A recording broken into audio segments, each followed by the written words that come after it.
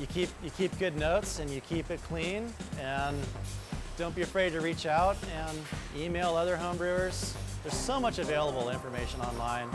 We're going to keep this train moving right along. Our next lesson is all about taking your brew to the masses. Let's hear what our experts have to say. Hey, who doesn't want a little free advice? In this next lesson, you're going to learn some tips and hear about some legends in brewing. Then we'll get into the great debate that is, can or bottle? My advice for the up-and-coming homebrewer that is A, be careful because it's addicting, and it's fun, and you get to be creative, and I think that's why everyone wants to start homebrewing, is because they want to make a beer that is the best. And you keep good notes and you keep it clean, and don't be afraid to reach out and email other homebrewers. There's so much available information online. It's hard to screw up a homebrew, but you do need to. I call him Sensei, Charlie Papazian. He's the one that wrote The New Complete Joy of Homebrewing, and he's kind of the man when it comes to homebrewing. He's my sensei, and he says it all. He says relax, enjoy, and have a homebrew, and that's what it takes. You can geek out as hard as you want, but you have to have fun. In order to have fun, you got to just relax and go through your brew day, have a beer. There are so many good resources out there right now. I know it's like tempting for a lot of people, like, you know, you want to go straight to the horse's mouth, but you don't gain things through just like, it's not bothering people, but like just through like YouTube. Like people just need to spend like 10 minutes on the internet and they can learn more about brewing than like people could have, you know, pre-internet. Like it's wild right now how much information is out there, because the websites like Pro Brewer, that's more suited towards people in the profession, but like people looking to open breweries, we'll get a fair number of questions pretty regularly from people, and half of the answers to their half of the questions they ask, all the answers are already on the internet, and they just need to look for it. So I'm not against people contacting us with questions. Like I don't mind helping people out, because people certainly helped us out. But half the questions are out there. And then for like homebrewers, YouTube is an amazing resource. I learned a lot from the Brewing Network, which is an internet radio station run out of Northern California. And there's so many great books from the Brewers Association and their subset, the American Homebrewers Association. They just, I think they just wrapped up a series of books on like all kind of the basic ingredients of the brewing process. That is just an unbelievable resource. Like I'm still working my way through it and then learning a ton from it. And so they have a yeast book, they have a water book, they have a hops book, and they recently released a malt book. Just like almost everything you'd ever want to know about all that stuff. Even from a pro's perspective, there's some things that still need to get flushed out, but it's such a good resource. And the easiest place though to start for homebrewers is How to Brew, and if you don't, from John Palmer. And if you can't get all your way through that without having all your questions answered, then like congratulations. Because it is a very intense book and should be able to answer almost everything you have. One more book that really got me started on moving in the direction of becoming a professional was Brewing Classic Styles. It's written by Jamil Zainasheff and John Palmer. So John Palmer of How to Brew and Jamil Zainasheff of the Brewers Association's yeast book, as well as the head brewer at Heretic Brewing and the owner there.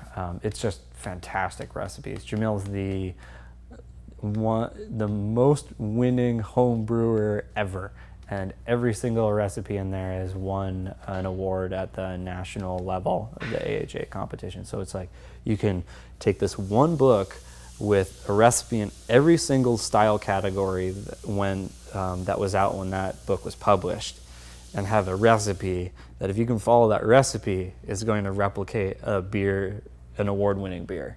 So he's now given you all of the, all of the tools as far as ingredients go, Now you have to focus on process. So that was a big thing for me, was focusing on process control. And still a big thing here is focusing on process control, because recipes are, as long as you got good ingredients and they're mixed in reasonably correct proportions, you're gonna make at least a decent beer. Beyond that, it's controlling your process and good fermentation. So guys, yeah, I want to talk about like role models, influences, getting into brewing and stuff. Like, who are some guys or chicks that kind of like influenced you to get into the brew process? You know what I Guys mean? or chicks? Yeah, I don't know. I mean, are there like well-known like chick brewers, or is it mostly like a guy kind of thing? I'm gonna say Heather Locklear. Yes. Had a Sierra Nevada Pale Ale clone in my front yard. This was like Oh, you're not maybe kidding. like 1992. It's Okay. whenever Melrose Place was like Oh yeah. peaking. Yeah. Foggy day on the Strand in Hermosa. Rollerblader coming from north to south, all black, but like some fluorescent yellow highlights on all the hardware that she was wearing. Yeah. So we flagged her over for a beer, and it happened to be Heather Locklear. Oh wow. And so I was like, can I pour you a beer? She's like, hell yeah. I put a beer in her hand. I was like, just hop up and sit on the wall, get off the Strand. Otherwise you're drinking in public, but this is private property on the wall. So she sits on the wall, pour a beer. She's like, wow, this is pretty good. My, maybe he was starstruck, I don't know, but my friend was like, oh my God, Heather, I absolutely love you in the Fall Guy. She's like, beer to the face. Oh. That was Heather Thomas, you asshole. She skates off, and we're like, That's amazing, dude. That's amazing. She was inspirational, though. For Yeah. sure. Why was that inspirational? You're like, Because I wanna kept create- making beer, hoping she would skate by again, and drinking in the front yard. So. There you go. There you go. No, but I mean, what are some of like the grandfathers of brewing? Jack Palmer, is he? John Palmer? John Palmer. There you go. John Jack. You know, John Palmer. What's he all about? Great information. Papazian, obviously, I think I told you earlier, I call him sensei. He's, Oh, yeah, that's he right. is my sensei. 'Cause You add cinnamon to all your beers? What? Was that his thing? He added cinnamon. Yeah, he's got all these crazy theories on preventing oxidation.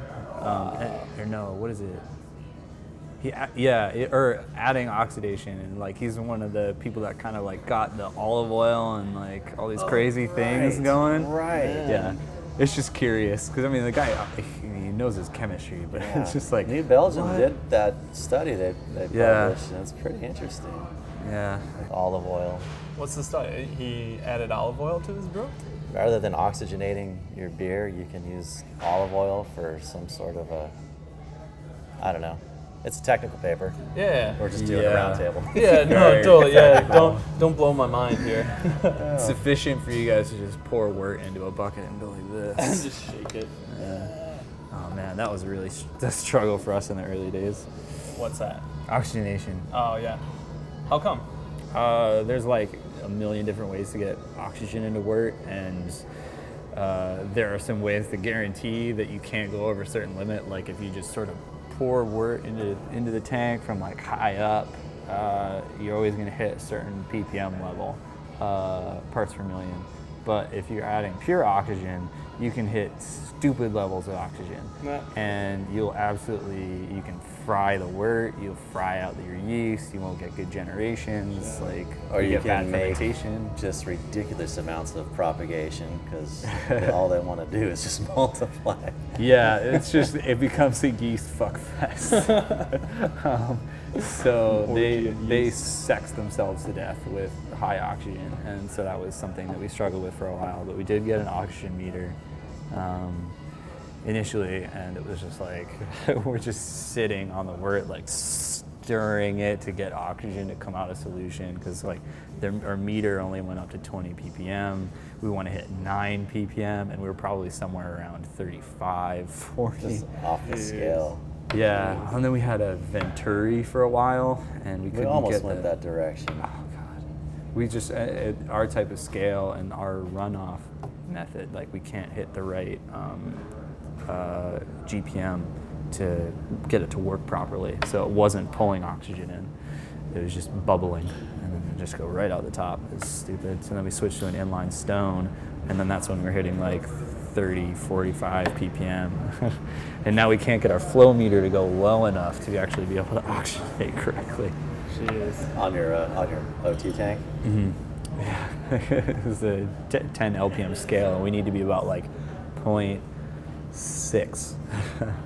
So, yeah, fun times. So who else? Who else is like an influencer? Anybody else influence you guys to brew beer? I mean, I'll rattle off, but For me, it was Anchor and Sierra. Okay. Those were my two. How come? Yeah, you were saying too? they make fantastic beer. Like, What's so good about their beer? Like, what is different? It's just solid. Like you call Anchor, the whole thing. Like if you call the brewery, it's on the recorded message about applying for a job. Like don't bother. They haven't hired in like 25 years. Holy shit. Wow. It's just like, and it's people love working for Anchor. Like, it's such an old school brewery, and it's they a do flagship brewery. You know? I love how businesses like that are run, seeing how happy the employees are, how traditional they still maintain everything. It's super solid. Well, it goes back to, being proud of your product, right? Your Yeah. reputation and stuff. And do you guys keep that in mind, like when you're making your brew, like would Fritz do? legendary What would Fritz status? You know what I mean? Like, is that your goal, or is it just kind of like, we want to brew a solid beer? Or do you guys like want to be legendary status? You know what I mean? I Like think going down the road. Depends on the brewer. Yeah. I can't speak. I think everyone has their own philosophy on stuff, and like I think it's important to have a philosophy generally, because you're kind of just shooting in the dark. But like with our brewery and our beer, like I would love to do right by these British styles that have been typical of British brewing for the last 75 years, correct a lot of flaws in American understandings of British styles, and just kind of bring back great British beer to the U.S. So that has like a lot of ideas that go beyond the profitability of the business, like improving the quality of cask ale in Los Angeles, and in California and in the U.S. Like, so that's obviously going to help us sell cask ale, but that's not really profitable for us. Like, we don't have as high a throughput on that kind of thing, and we don't expect the bars to handle cask ale to have high throughput or necessarily stock our beer in cask. We want them to do well by cask produced by anyone. Yeah. Okay. And how about you guys? Like, what's your kind of like end goal? You're brewing. You need a one-on-one with each of the business partners. There you go. Okay. We all have a different personal goal. Yeah. So I just want to see the cup get empty and someone decide out of the 80 taps to get ours again because they enjoyed it. Yeah. That's the satisfaction for me. The question we get a lot is, why are we in a can? And Oscar Blues decided to do a can years ago, first craft brewery to do so, and they started breaking down the stigma that canned beer is your cheap, bottom of the barrel type of stuff.